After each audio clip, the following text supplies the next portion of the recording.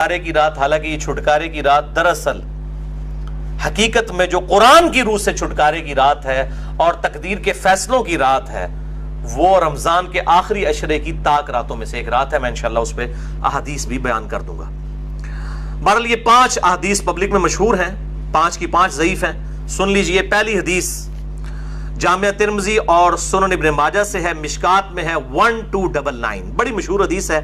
اما عائشہ رضی اللہ تعالیٰ عنہ کہتی ہیں آپ صلی اللہ علیہ وآلہ وسلم کو میں نے ایک رات بستر پہ نہیں پایا تو میں آپ کو ڈھونڈتے ہوئے نکلی تو آپ صلی اللہ علیہ وآلہ وسلم بقیع غرقد تشریف لے گئے تھے، بقیع قبرستان میں، اور آپ صلی اللہ علیہ وآلہ وسلم نے وہاں پر یعنی دعا فرمائی، اور اما عائشہ کہتی ہیں کہ میں آپ صلی اللہ علیہ وآلہ وسلم سے پہلے ہی واپس آ گئی تو آپ صلی اللہ علیہ وسلم نے مجھ سے مخاطب ہو کر فرمایا کہ کیا تم نے یہ گمان کیا تھا کہ اللہ اور اس کا رسول تم سے خیانت کریں گے؟ یعنی سانس پھولا ہوا تھا تو آپ کو پتہ چل گیا کہ یہ میرے پیچھے آئی تھی، یعنی مراد یہ کہ تم یہ سمجھی کہ میں کسی اور زوجہ کے پاس چلی گئی، اور وہی اما عائشہ نے کہا کہ ہاں میں یہی سمجھی تھی۔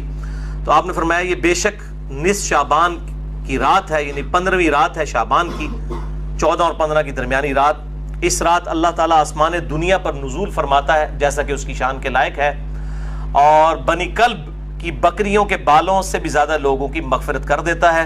لیکن یہ روایت ہے ضعیف۔ ڈاکٹر طاہر القادری صاحب یہ روایت پڑھتے پڑھتے ٹھٹک گئے، کیونکہ اس کے آگے لکھا تھا امام ترمذی نے کہ روایتی جعلی ہے۔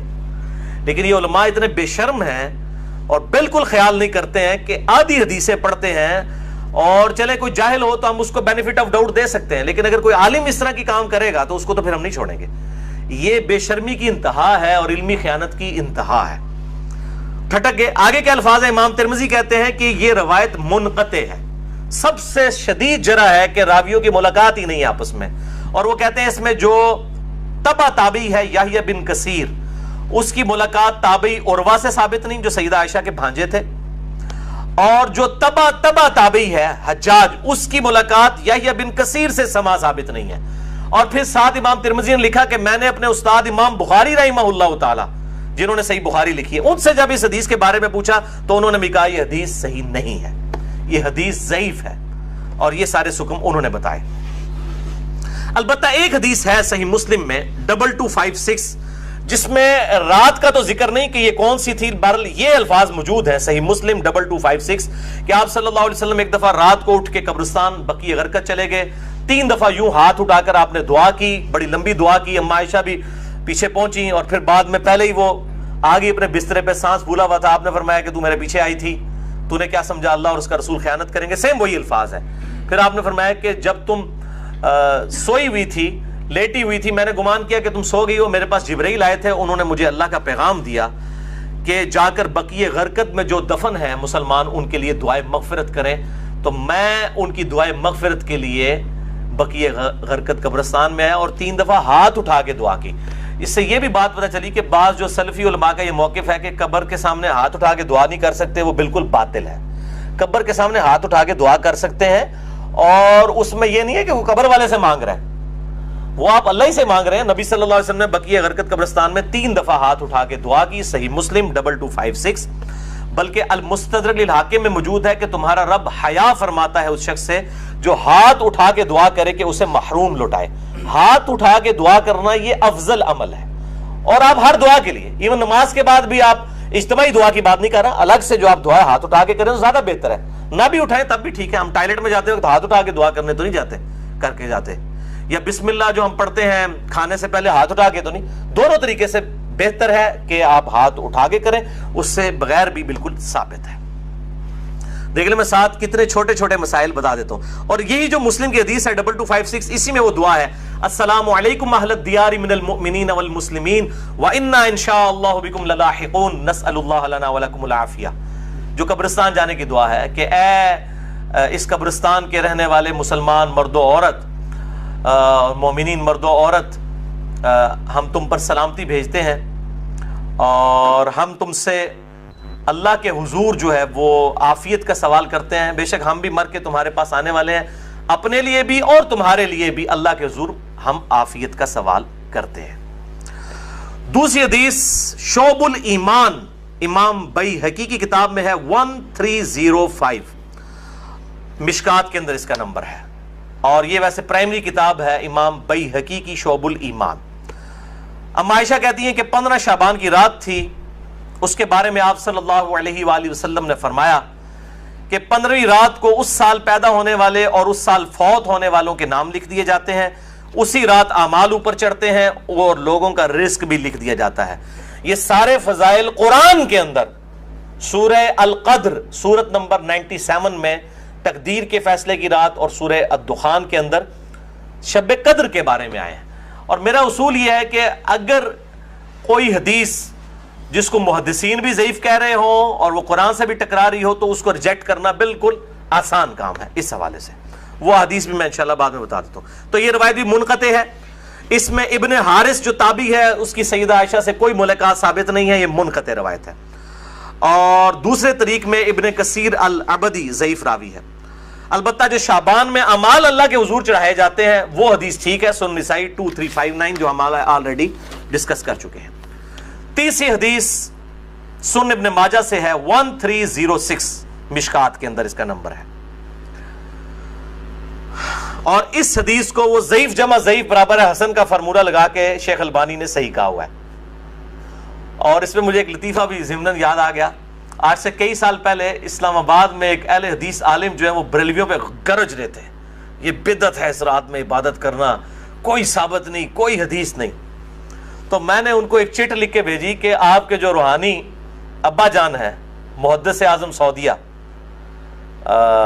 شیخ ناصرالدین البانی، انہوں نے تو یہ سنن ابن ماجہ کی روایت کو جو مشکات میں 1306 ہے اس کو تو صحیح کہا ہوا ہے، تو مہربانی کر کے یہ جتنا غصہ ہے یہ البانی پہ بھی نکالیں آپ۔ تو اگر آپ کہتے ہیں اس کی اجتہادی غلطی ہے تو ان بیچاروں کو بھی اجتہادی غلطی کہہ کے چھوڑ دیں، یعنی آپ نے دوگلی پالیسی کیوں رکھی ہے؟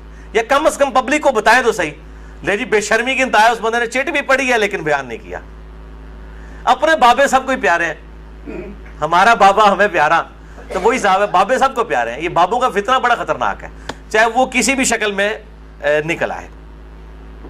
تو یہ مجھے ضمناً بات یاد آ گئی اسی حدیث کے حوالے سے۔ ابو موسیٰ اشعری رضی اللہ تعالیٰ عنہ کہتے ہیں کہ نبی صلی اللہ علیہ وسلم نے فرمایا، بے شک اللہ تعالیٰ شعبان کی 15ویں رات اپنے بندوں پر خصوصی توجہ فرماتا ہے اور تمام مخلوق کو بخش دیتا ہے سوائے نمبر 1 مشرک کے اور نمبر 2 کینہ رکھنے والے کے۔ یہ انتہائی سخت ضعیف روایت ہے اور اس میں کئی سکم ہیں۔ نمبر 1 زبیر بن مسلم اور عبد الرحمن مجہول راوی ہیں، ان نون راوی ہیں، جن کا کوئی یعنی لاپتہ راوی ہیں، جن کا کوئی تعارف نہیں ہے۔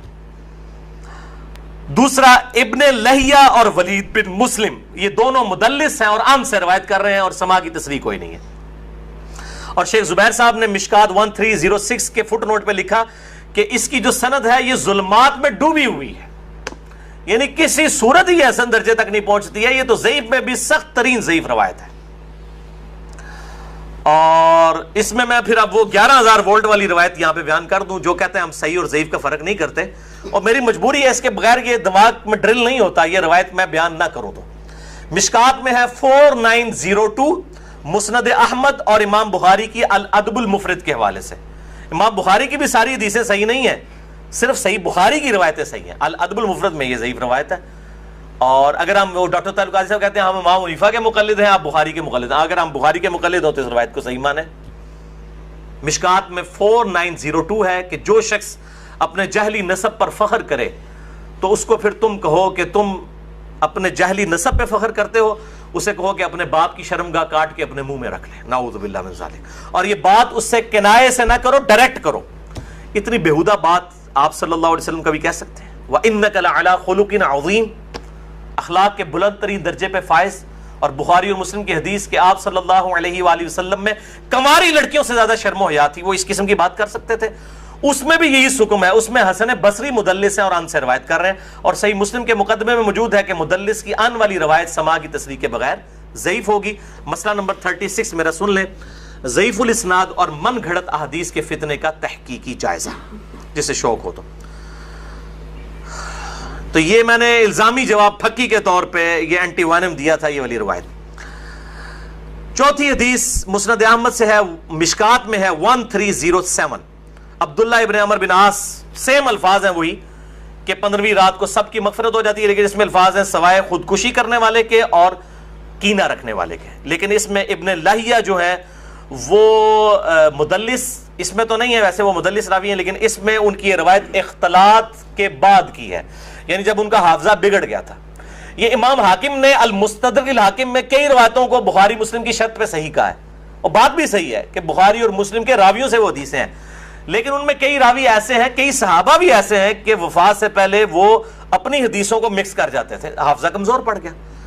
تو اگر راوی ثقہ ہو بعد میں اس کا حافظہ بگڑ جائے تو اس کے حافظہ بگڑنے سے پہلی والی روایتیں جو ہوں گی وہ صحیح ہوں گی، بعد والی ضعیف ہوں گی. یہ بعد والی ہے کیوں؟ جو راوی ان سے یہ روایت بیان کر رہا ہے اس کی ملاقات ان کا حافظہ بگڑنے کے بعد ہوئی ہے، وہ پہلے کا راوی نہیں ہے. اسی وجہ سے امام حاکم کی کئی روایتیں جن کو وہ بخاری اور مسلم کی شرط پہ صحیح کہتے ہیں وہ ضعیف ہو جاتی ہیں. یہ میں آپ کو ٹیکنیکل پوائنٹ بتا رہا ہوں. وہ حضرت آدم کی توبہ قبول ہونے والا جو واقعہ ہے نبی صلی اللہ علیہ وآلہ وسلم کے وسیلے سے، مسئلہ نمبر 43 میں بھی میں نے بتایا ہے، وہ روایت جو ہے وہ امام حاکم نے تو بخاری مسلم کی شرط پہ صحیح کہا ہے، لیکن وہ روایت تو ضعیف ہے اور سخت ضعیف روایت ہے. تو یہ چیزیں خیال رکھی جائیں. اور یہاں پہ میں ایک ضمناً اور بات بھی عرض کر دوں کہ یہ اہل تشیع کے ہاں بھی شعبانیہ منایا جاتا ہے 15 شعبان کی رات کو. وہ شب برات نہیں منا رہے ہوتے ہیں، وہ امام محمد بن حسن عسکری کا یوم ولادت مناتے ہیں. ان کے ہاں بھی یہ کانسیپٹ نہیں ہے شب برات والا، لیکن وہ ہمارے بریلوی بھائی خوش ہو رہے ہوتے ہیں کہ انہوں نے بھی لائٹنگ کی ہوئی ہے، ہم نے بھی کی ہے، تے سنی شیعہ دا اجماع بنا لیندے نے. دیکھو اجماع کوئی نہیں ہے، وہ اپنے چکر چ ہوندے ہیں، تسی اپنے چکر چ ہوندے ہو. ٹھیک ہے، تے اسی اپنے چکر چ اسی اپنی آخرت دی فکر چ. تو وہ امام محمد بن حسن عسکری کا یوم ولادت. 5ویں حدیث سنن ابن ماجہ سے ہے، مشکات میں 1308. مولا علی رضی اللہ تعالیٰ عنہ علیہ السلام سے ہے کہ جب شعبان کی 15ویں رات ہو تو آپ صلی اللہ علیہ وسلم نے فرمایا دن کا قیام کرو، رات کا قیام کرو، دن کا روزہ رکھو. اب دن کا روزہ الگ سے صحیح مسلم وہ 45 نمبر حدیث سی اس سے ثابت ہے، اس کی وجہ سے میں نہیں، وہ الگ سے، کیونکہ غروب آفتاب سے طلوع فجر تک آسمان دنیا پر اللہ تعالیٰ نزول فرماتا ہے اور کہتا ہے کوئی مغفرت کا طالب کہ میں اسے بخش دوں، ہے کوئی رزق مانگنے والا کہ میں اسے عطا کروں، ہے کوئی عافیت چاہنے والا کہ اسے عافیت دوں. اور یہ سلسلہ طلوع فجر تک حتی مطلع الفجر، وہ جو سورہ قدر میں شب قدر کے بارے میں آتا ہے، یہ وہی الفاظ ہیں.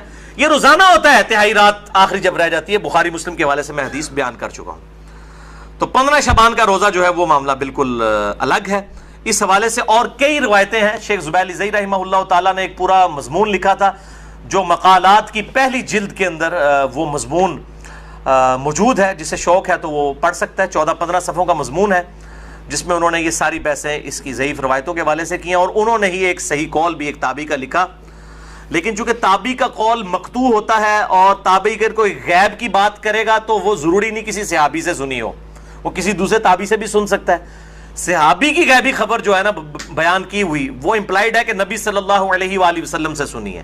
صحابی کی جو مرسل ہے وہ ایکسیپٹیبل ہے، اسے ہم موقوف روایت کہتے ہیں. تابعی کی مرسل ایکسیپٹیبل نہیں، اس کو ہم مقطوع کہتے ہیں. یہ غیبی خبر سے متعلق ہے، لیکن یہ تابعی تک قول ثابت ہے. اس کا مطلب یہ ہوا کہ اس زمانے میں بھی یہ مسئلہ موجود تھا. مکحول تابعی ہیں شام کے، یہ مشہور تابعی ہیں، اور ان کے بارے میں مشہور ہے کہ اکثر مرسل روایتیں چھوٹے ہوئے واسطوں والی بیان کرتے تھے. شعب الایمان امام بیہقی کی کتاب میں انٹرنیشنل نمبر کے مطابق 3671 نمبر یہ روایت ہے. وہ کہتے ہیں کہ 15ویں شعبان کو اللہ تعالیٰ زمین والوں کی طرف متوجہ ہوتا ہے 15ویں شعبان کی رات کو، اور کافر اور کینہ رکھنے والے کے سوا سب کو بخش دیتا ہے. اب یہ روایتیں اتنی زیادہ ہیں کہ اس کی وجہ سے بعض اہل حدیث علماء کا بھی یہ موقف ہے کہ کچھ نہ کچھ اس کی اصل موجود ہے. اکثر تو نہیں مانتے لیکن کچھ اہل حدیث علماء بھی مانتے ہیں، اور دیوبند بریلوی تو ویسے ہی مانتے ہیں. اور میرا موقف شروع سے جو تھا وہی ہے کہ میں ہمیشہ فتویٰ نہیں لگاتا، خود کرتا نہیں ہوں، کسی پہ فتویٰ نہیں لگاتا. میرا مسئلہ نمبر 44 پرانا بھی سن لیں اور اب یہ نیا بھی آج ریکارڈ ہو رہا ہے. میرا موقف وہی تھا 5 سال پہلے بھی. اور باقی میں خود کیوں نہیں کرتا، جب تک کوئی چیز اتھینٹیکیٹ نہ ہو جائے تو نہیں کرنی چاہیے. یہ اکثر کہتے ہیں نیکی کا کام ہے، خیر ہے کرنے دو جی. لوگ سال کے بعد اگر کوئی نکلی آئے عبادت کے لیے، تو میرے بھائی سال کے بعد لوگ عید کی نماز کے لیے نکلتے ہیں، تو آپ عید کی اذان کیوں نہیں دیتے ہیں لوگوں کو بلانے کے لیے؟ نہیں جی ثابت نہیں ہے. تو کیا ثابت نہ ہوئی تو کیا ہوا؟ گناہ کا کام تو نہیں ہے، دے دیا کرے اذان. سال بعد لوگوں نے عید پڑھنے کے لیے نکلنا ہوتا ہے.